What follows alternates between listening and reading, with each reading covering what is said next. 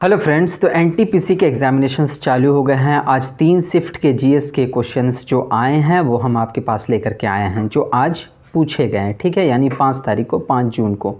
तो देखिए, चूँकि एग्जामिनेशंस में आप भी देख रहे हैं कि जो एनालिसिस है जो लड़कों से पूछा जा रहा है, और मैं भी जहाँ तक देख पा रहा हूँ कि मैथ रीजनिंग के क्वेश्चन उतने टफ नहीं हैं, बल्कि जीएस का ही वेटेज अच्छा खासा है और कुछ अच्छे लेवल के क्वेश्चंस इसमें आ रहे हैं।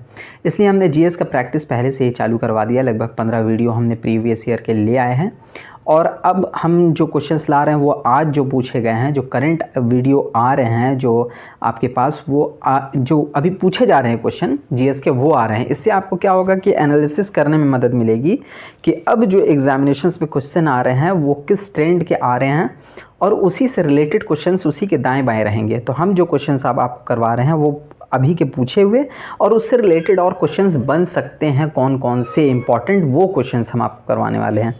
तो अगर आपने सब्सक्राइब नहीं किया है अभी तक तो कर लें, चूँकि अब जो वीडियोज़ आएंगे वो आपके एग्जामिनेशंस के लिए अब बहुत ही इंपॉर्टेंट है।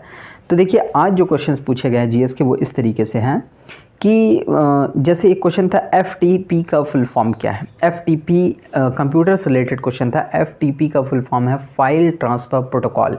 ठीक है, फाइल ट्रांसफ़र प्रोटोकॉल एफटीपी का फुल फॉर्म है। कुछ मेन फुल फॉर्म्स आप याद कर लें। इससे रिलेटेड मैं आपको दे रहा हूँ, जो आने वाले एग्जामिनेशंस हैं एनटीपीसी के, उसमें आप कंप्यूटर के कुछ मेन फुल फॉर्म को याद कर लें। जैसे एक और क्वेश्चन फुल फॉर्म पूछा गया, HTTP का फुल फॉर्म क्या है। इसका फुल फॉर्म है हाइपर टेक्स्ट ट्रांसफ़र प्रोटोकॉल।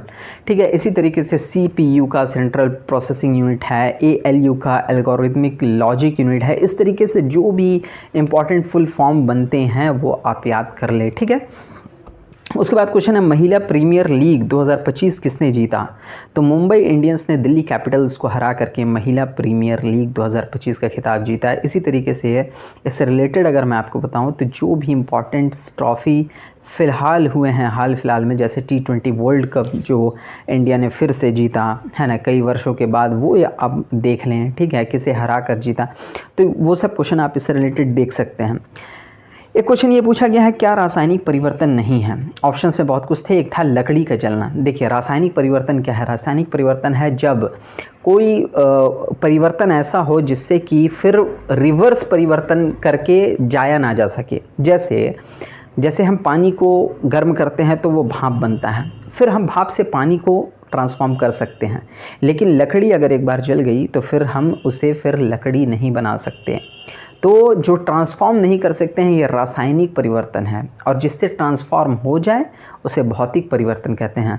तो भौतिक परिवर्तन में पानी का बर्फ़ बनना, ठीक है, जिससे आप ट्रांसफॉर्म कर सकते हैं, फिर से जल का वाष्प बनना, ये सब क्या है, ये जैसे चीनी का पानी में घोलना, ठीक है, फिर से हम चीनी पानी को अलग कर सकते हैं वाष्पित करके, तो ये सब क्या है, भौतिक परिवर्तन है। ठीक है, और रासायनिक परिवर्तन में जैसे आटे की रोटी बन जाना, लकड़ी का जल जाना, ये सब रासायनिक परिवर्तन है। तो इससे क्वेश्चन ये था, वर्तमान CAG कौन है। ठीक है, CAG यानी भारत का नियंत्रक एवं महालेखा परीक्षक, तो संजय मूर्ति हैं। और CAG से रिलेटेड जो आर्टिकल है वो आप देख लें, चूँकि आर्टिकल्स पूछे जा रहे हैं। जैसे अभी एक क्वेश्चन इसमें पूछा गया है कि महान्यायवादी जो है अटॉर्नी जनरल ऑफ इंडिया, वो उसका प्रावधान किस अनुच्छेद में है। तो आर्टिकल 76 में उसका प्रावधान है। ठीक है, तो वो हम देखेंगे, वो आगे क्वेश्चन आ रहा है। तो article 148 is related to CAG, चूँकि CAG इसमें पूछा है तो इससे रिलेटेड हो सकता है नेक्स्ट शिफ्ट में क्वेश्चन सेट हो गए, चूँकि क्वेश्चन सेट हो चुके हैं। ठीक है ना, तो हो सकता है इसके दाएं बाएं ही क्वेश्चंस जो है घूम रहे होंगे, क्योंकि देखिए जो नॉर्मलाइजेशन होगा तो वो सेम वेटेज के लगभग क्वेश्चंस पर होगा, तो इससे रिलेटेड ही क्वेश्चन बनेंगे। फिर है क्वेश्चन यहाँ पर कि गुप्त काल में भुक्ति क्या था। ठीक है, तो गुप्त काल में भुक्ति प्रांत हुआ करता था, जैसे स्टेट अभी जो होता है वो हुआ करता था। पूर्वी तट रेखा भारत के किन किन राज्यों को जोड़ती है, ये क्वेश्चन फिर जो है बना इसमें कि पूर्वी तट रेखा किन किन राज्यों को, जैसे मेनली इसमें पूछा गया कि कितने स्टेट्स जो है ये तट रेखा से जुड़े हुए हैं। तो तट रेखा से 9 स्टेट्स जुड़े हुए हैं, ये आप याद कर लें सारे स्टेट्स को। और इससे रिलेटेड जो इम्पोर्टेंट फैक्ट बन सकता है, क्वेश्चन बन सकता है, वो ये है कि भारत का सबसे लंबा तट रेखा वाला स्टेट कौन सा है, तो वो गुजरात है। और सबसे छोटा तट रेखा वाला स्टेट अगर पूछा जाए तो वो गोवा है। ठीक है, तो ये क्वेश्चन इससे बन सकता है। देखिए फिर क्वेश्चन है कि राष्ट्रपति की क्षमादान की शक्ति से रिलेटेड कौन सा आर्टिकल है। तो देखिए राष्ट्रपति की क्षमादान से शक्ति से रिलेटेड जो आर्टिकल है वो है आर्टिकल 72। ठीक है, आर्टिकल 72 जो है ये क्षमादान शक्ति से रिलेटेड है। यानी अगर कोई व्यक्ति दोषी करार पा गया है, ठीक है, उसे अदालत ने सजा दे दिया है, फिर भी राष्ट्रपति अपने आर्टिकल 72 के अधिकारों का प्रयोग करके उस व्यक्ति को दोषमुक्त कर सकते हैं। ठीक है, राष्ट्रपति अध्यादेश किस आर्टिकल के तहत जारी करते हैं। देखिए आर्टिकल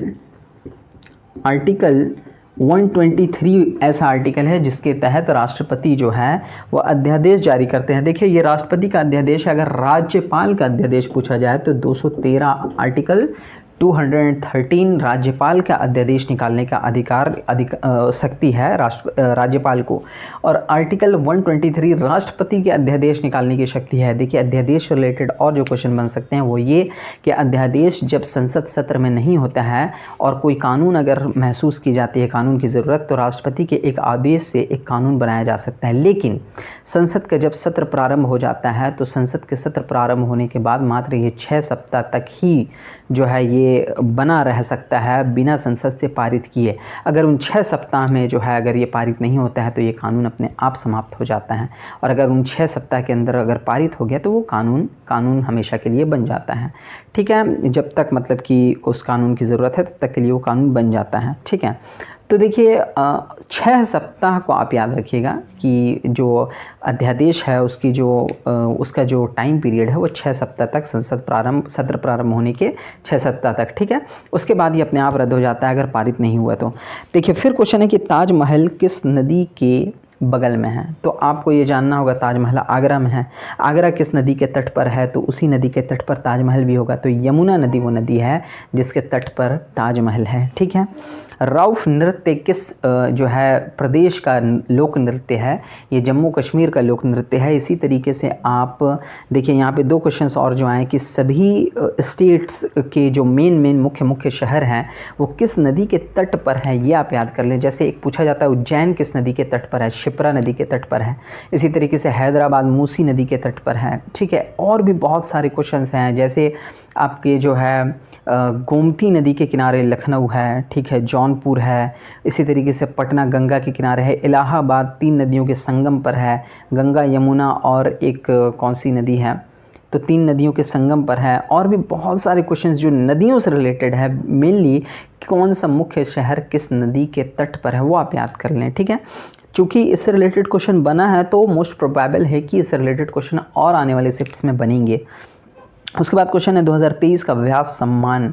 देखिए आप कुछ क्वेश्चंस याद कर लें जो मुख्य सम्मान है, जैसे व्यास सम्मान हो गया, ठीक है, आपका ज्ञानपीठ अवार्ड हो गया। इस तरीके के अवार्ड्स आप याद कर लें। तो ये 2023 का पूछा गया है। इसके विजेता पुष्पा भारती हैं। इनकी जो रचना थी यादें और यादें, इसके लिए इनको दी गई थी। ठीक है, उसके बाद क्या है कि गति की विमा क्या है। गति क्या है, स्पीड मिनटू से मीटर पर सेकेंड। ठीक है, स्पीड का मतलब मीटर पर सेकंड। मीटर का होता है L और सेकंड का होता है T, यानी LT-1। ये हो गया क्या, ये हो गया इसका वीमा। डायमेंशन फार्मूला पूछा गया आपसे, डायमेंशनल फार्मूला, तो गति का ये होगा। ठीक है, उसके बाद पूछा गया क्वेश्चन कि गैर परंपरागत ऊर्जा स्रोत कौन कौन से हैं। तो देखिए परंपरागत और गैर परंपरागत को आप पहले जान लें। परंपरागत ऊर्जा स्रोत वो है जो परंपरा से हम इस्तेमाल करके आ रहे हैं, जैसे जीवाश्म ईंधन, लकड़ी हो गया, कोयला हो गया, ठीक है, पेट्रोलियम, ये सब क्या है, जीवाश्म ईंधन है।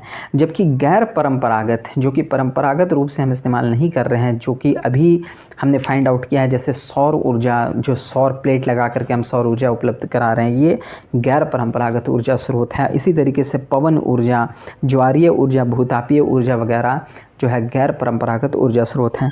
स्थितिज ऊर्जा का फॉर्मूला पूछा गया है, तो mgh, ठीक है, m हो गया मास और g हो गया ग्रेविटेशनल एक्सेलरेशन और h हो गया हाइट।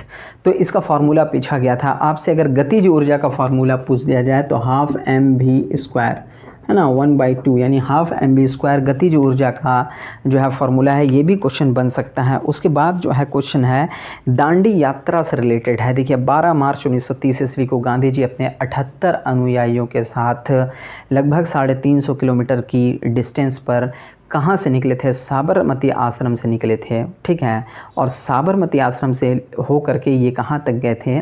तो दांडी नामक गांव तक गए थे। ये दांडी नामक गांव किस ज़िले में पड़ता है? ये भी क्वेश्चन बनता है, नवसारी ज़िले में पड़ता है। हो सकता है ये पूछा जाए आपसे आने वाले क्वेश्चन में।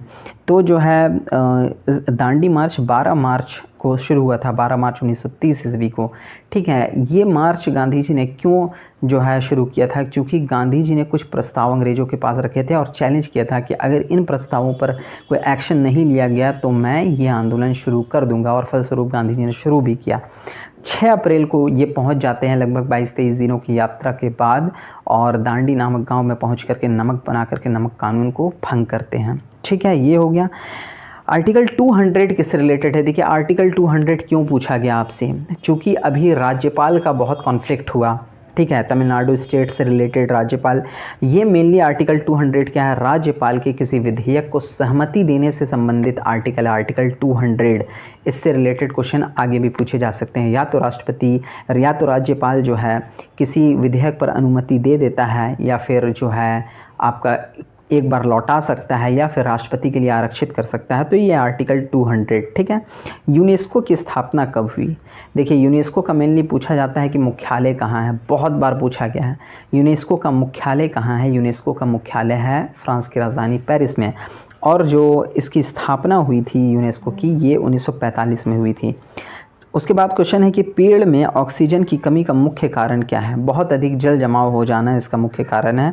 इससे रिलेटेड ही ऑप्शंस थे।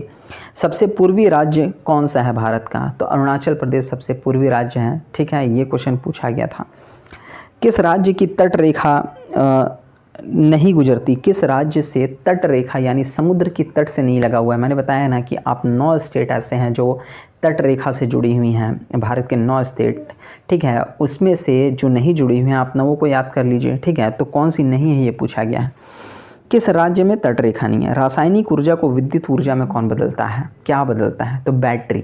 देखिए बैटरी जब बनता है तो उसमें केमिकल एनर्जी स्टोर रहता है, और फिर उससे जब हम काम कुछ लेते हैं तो वो इलेक्ट्रिकल एनर्जी में कन्वर्ट होता है, ठीक है। तो रासायनिक ऊर्जा से विद्युत ऊर्जा में बदलता है बैटरी। उसके बाद क्वेश्चन पूछा गया है यूनिफॉर्म सिविल कोड यानी समान नागरिक संहिता से रिलेटेड अनुच्छेद कौन है? इससे रिलेटेड अनुच्छेद है आर्टिकल 44, ठीक है। 1 किलोवाट आवर में कितना जूल होता है? देखिए 1 किलोवाट आवर में कितना जूल होता है?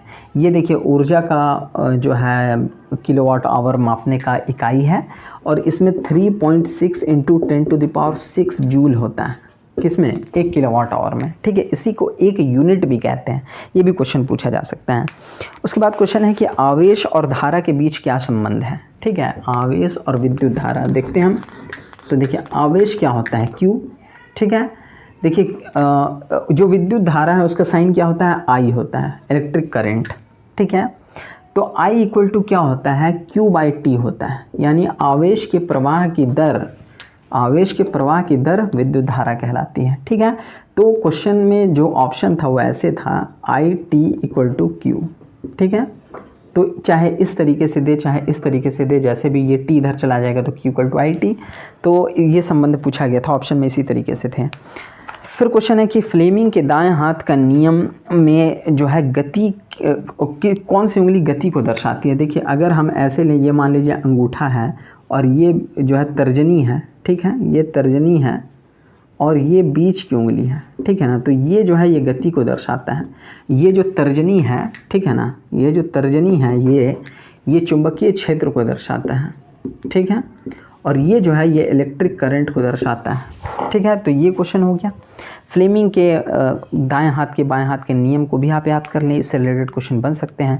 HTTP का फुल फॉर्म क्या है? जैसे मैंने बोला तो ये क्वेश्चन पूछा गया है, तो सारे फुल फॉर्म्स आप याद कर लीजिए। महान्यायवादी से रिलेटेड क्वेश्चन आर्टिकल 76 है, ठीक है। और अभी करंट में महान्यायवादी R वेंकट रमनी है, ये भी आप याद कर लीजिए। प्रोटीन फैक्ट्री को उसको कहते हैं। तो राइबोसोम ऐसा जो है सेल का पार्ट है जिससे प्रोटीन फैक्ट्री कहते हैं, क्योंकि राइबोसोम में ही प्रोटीन सिंथेसिस होता है, यानी प्रोटीन संश्लेषण का कार्य होता है। सदिश अदिश राशि कौन कौन सी हैं, इसमें पूछा गया है कि कौन सी सदिश राशि हैं। तो बहुत सारी सदिश राशियाँ हैं, बहुत सारी अदिश राशियाँ हैं, वो आप याद कर लीजिए सारे, ठीक है। हेमंत सोरेन किस विधानसभा क्षेत्र से निर्वाचित होकर आए हैं? तो साहिबगंज जिले में एक बरहेट विधानसभा क्षेत्र पड़ता है जिससे वो चुनकर आए हैं, और इससे रिलेटेड क्वेश्चन बन सकते हैं फिर, ठीक है। जलवायु परिवर्तन प्रदर्शन सूचकांक 2025 में कितने देश शामिल हुए थे? तो इसमें 64 देश शामिल हुए थे। मेनली हमने सारे क्वेश्चन को टच करने की कोशिश की है। अब जो नेक्स्ट डे हम जो क्वेश्चन लाएंगे तो बिल्कुल हमें एक भी क्वेश्चन नहीं छोड़ने वाले हैं, और सारे क्वेश्चन का डीप एनालिसिस करेंगे और कौन से क्वेश्चन उससे रिलेटेड बन सकते हैं वो भी देखने की कोशिश करेंगे। तो मिलते हैं हम नेक्स्ट डे में सारे शिफ्ट के क्वेश्चन के साथ अगले दिन, ठीक है। आप बने रहिए हमारे साथ। आज के लिए इतना ही। Thank you. Please subscribe. Please share. And please like.